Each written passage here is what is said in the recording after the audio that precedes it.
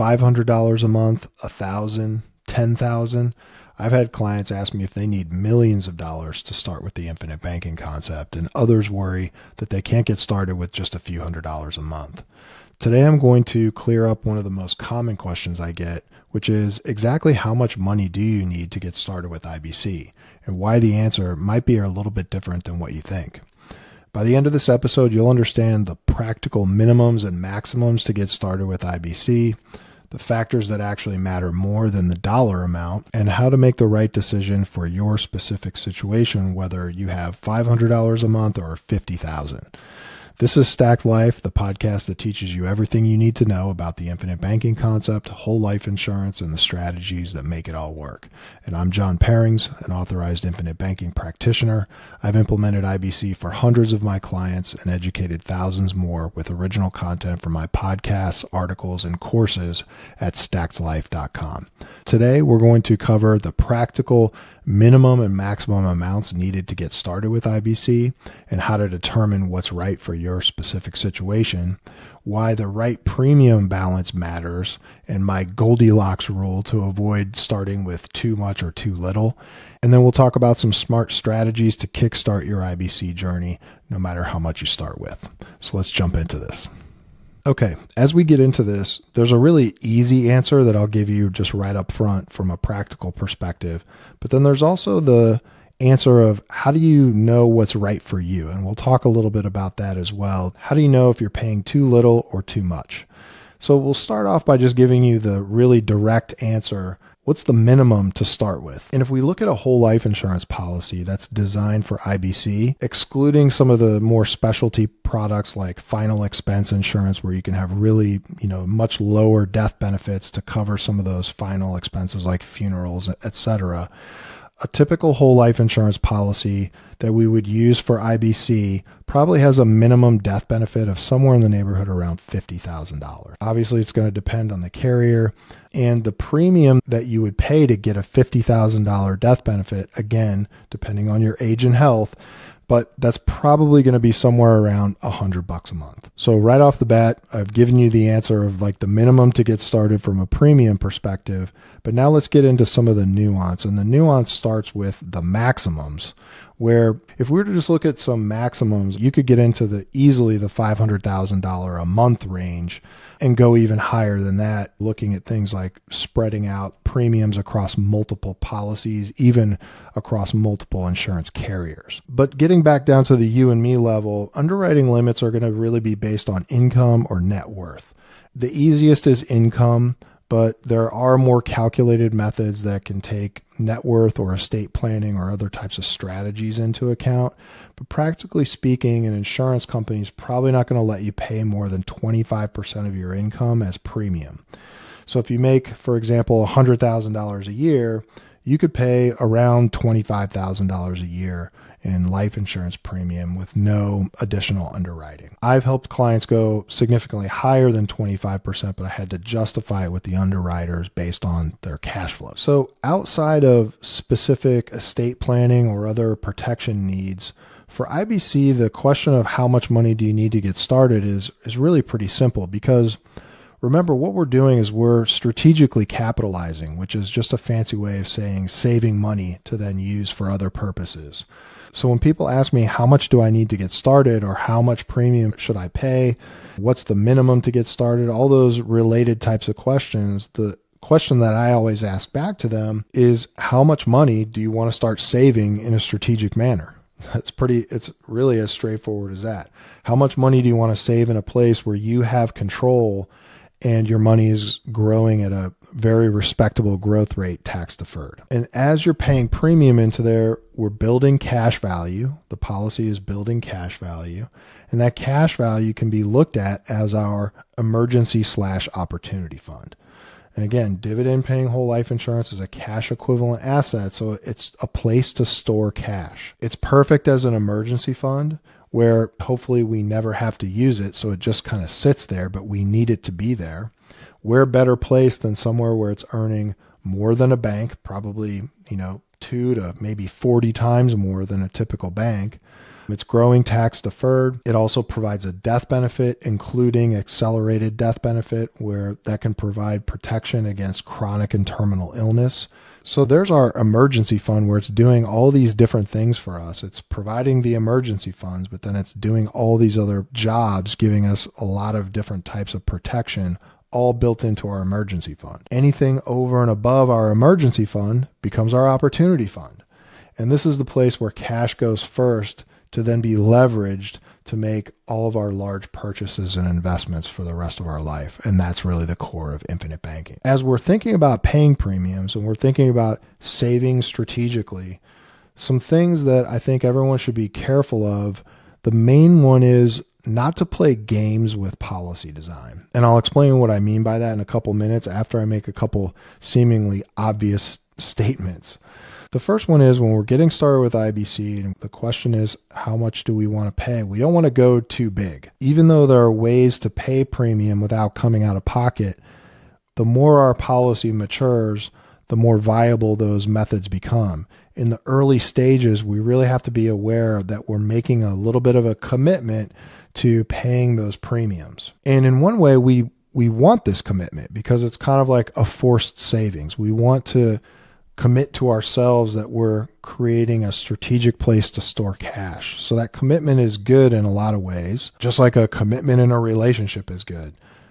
We want to have this commitment to building our source of capital, but we also don't want to commit too much where we get past our cash flow requirements and we get over our proverbial skis a little bit, where we find ourselves in a situation where our premium commitment is stretching our cash flow to the point where it's not sustainable. And I know this seems obvious, but I've seen it enough where people make commitments that they weren't quite ready for, and they find themselves in a position where early on in the policy, they can't afford a premium and they end up having to let the policy lapse and they end up losing money. So what happens with IBC is people, they get excited about the idea. It's totally understandable. It's an exciting idea, but they go a little bit too far and commit a little bit too much before they were ready for that level of cash flow. So what I recommend is thinking about the premium commitment in this way, where you're thinking about, I feel comfortable paying this premium for the next 20 or 30 years. This is not a short game. This is a long game. So we really want to make sure that this premium level is an amount that you can commit to for a long time. Now, here's the other thing. You don't want to go too small either. For most people, their income tends to rise over time. And I've seen it happen where people start with a really small amount because they're just kind of dipping their toe in the water, and they almost always wish they had started with something a little more substantial. And the reason for this is, as their income has gone up over time, they now have more cash flow to work with, but now they're in a position where the best case scenario is now they have to start a new policy and start those costs all over again. And this gets into what I was saying earlier about not playing games with policy design. A lot of times people are coached into paying too much or too little in the form of playing games with the base and the PUA. In this particular podcast, I'm not going to be super technical with all this stuff, but if you've never heard the terms base premium and PUA or paid up editions, keep listening, but then also go to StackedLife.com/premium, where you can get a lay of the land, and I break out all the different premium components when we design whole life for the infinite banking concept. But again, sometimes people will get coached into premium amounts that will result in paying too much or too little. One of the ways that they'll do this is they'll say, hey, what's a premium amount you're comfortable with? And whatever that comfort level is, that's how much you should pay in base premium. And then your stretch savings goal should be the PUA. So it's like, hey, if you're really comfortable with this amount, let's make that your base, and then do your best to pay anything over and above that as PUA. And this is not necessarily bad to think of it this way on its face, but what can happen is it can lead people to ending up with a premium that's putting them, again, out over their skis a little bit. It's unsustainable.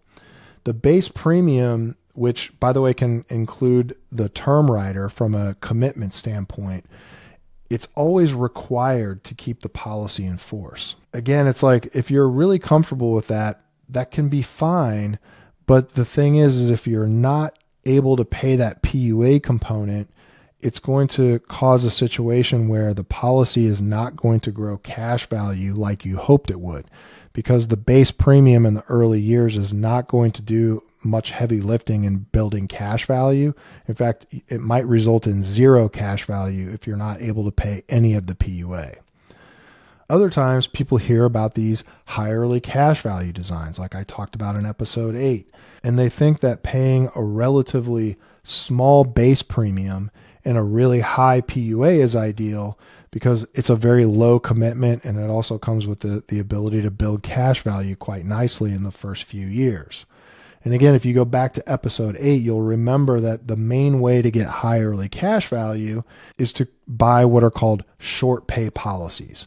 And what ends up happening here is that right as the policy starts to crank on all cylinders, you have to stop paying premium altogether in order to not mech the policy. And the only option if you want to continue strategically capitalizing is to start a new policy with all those new startup costs all over again. By the way, at your now older age, and by the way, also that's only if you still qualify for life insurance at all.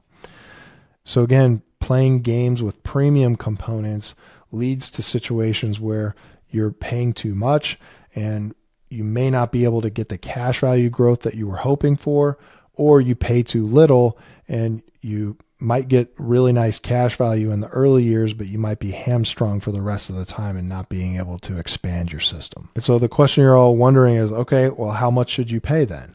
And this is not advice, but the rule of thumb that I like to follow is the Goldilocks rule of thumb. And this is what I follow with my own personal policies. And I have a balance of base premium and paid up additions in all of my monthly premiums that I pay, or annual premiums. I pay some monthly, some annual. This way I have the flexibility to go down if needed, and I have the flexibility to go up with additional PUA over and above my scheduled amount. And this is what I was getting to in episode 8, where I just look at a more balanced policy design approach. So however much the amount of money you want to start saving strategically, have that be your scheduled amount that you pay each month or each year, whichever way you like to pay, and have that scheduled amount have reasonably balanced amounts of base and PUA, all built into the scheduled premium. Don't try to pick a base that you're going to then pay more PUA, or don't try to have a really small base and then have more PUA build the cash value. Those all can result in suboptimal outcomes over the long term, especially if you have any disruptions or any additions to your cash flow. You're not going to be able to nimbly move through your premium payments if you have either of those events take place, if you kind of lock yourself into a specific type of policy design. The thing that we have to remember is IBC is not a gimmick, it's not a hack, and it requires long-range thinking. A more balanced approach ensures a balance between short-term and long-term. A balanced design gives us good early cash value, but it also gives us really good cash value later on in the policy. A couple more thoughts on this subject. What I was just mentioning was identifying an amount that you want to start strategically saving that comes from your existing cash flow. What happens fairly often when I'm working with people is we discover money that's kind of getting away from them in other areas of their financial life other than what they had in mind to pay premium. And it's getting away from them. They don't even realize it. And if that's happening, what that means is that money is not really in their control. And by making some simple shifts in cash flow, some of these dollars can get recaptured and be used to pay an even higher premium. And we're able to do this without changing their cash flow structure or feeling like they're sacrificing any of their lifestyle to get it. Another common thing that takes place is sometimes people already have some cash that's kind of lying around for their emergency fund or maybe even their opportunity fund. And if you have a balanced policy design, you can fold this emergency fund money into the policy on top of the scheduled premium that you're already committing to paying. This extra lump sum payment will all go to PUA, and almost all of it will be accessible as cash value, meaning liquid to use for whatever it is you're going to do. So if it's part of your emergency fund, you can fold that into the policy and you have pretty much all of it there to still act as your emergency fund. And again, if you go back to episode 8, you can see that by doing something like this, you can make a policy perform even better than the so-called high early cash value policy designs. One final consideration, if you're wondering how much you need to get started, if you're in the market for life insurance and you're finding that your cash flow is just insufficient right now, or perhaps you have a large expense looming in the near future and you're kind of like not sure if you're ready to make a commitment to paying a whole life insurance premium, something you could consider is buying some convertible term insurance. Convertible term insurance is term insurance that has a much lower premium, which gives you the death benefit coverage, and then you pay a little bit extra to add on the convertibility option where you can convert that term insurance into whole life insurance anytime during the term without having to go through underwriting again. So what it does is it kind of locks in your insurability so that you can convert and start building your IBC platform later on when your cash flow changes and you can cover that higher premium for the whole life insurance policy. What I always say is if you're in the market for life insurance, buy as much as you can now because there's really no benefit to waiting. The best case scenario is you'll just be older. The worst case scenario is that you won't qualify anymore. What I'm saying is if you're in the market and you know you want to start this sometime, but you're just not sure you can start to cover that whole life insurance premium and cover that commitment, buying some convertible term insurance might be a great answer. It's especially good if you have a family that relies on you, and just having that actual death benefit coverage would be meaningful for your family. All right, I hope this was helpful in understanding how much you need to get started with IBC. As always, if any of this was resonating with you and you'd like to learn how it could apply to your life specifically, head over to StackedLife.com where you can book a free 30-minute consultation with me right there and we can talk about you. Or if you're the type of person like I was who just likes to keep learning as much as you can before having to talk with anybody, I have tons of free resources at StackedLife.com, including my newsletter, which I advise getting on, which is newsletter.stackedlife.com, where every week I provide exclusive financial education that you can't get anywhere else in my ecosystem. Thanks for listening. I'll see you on the next one.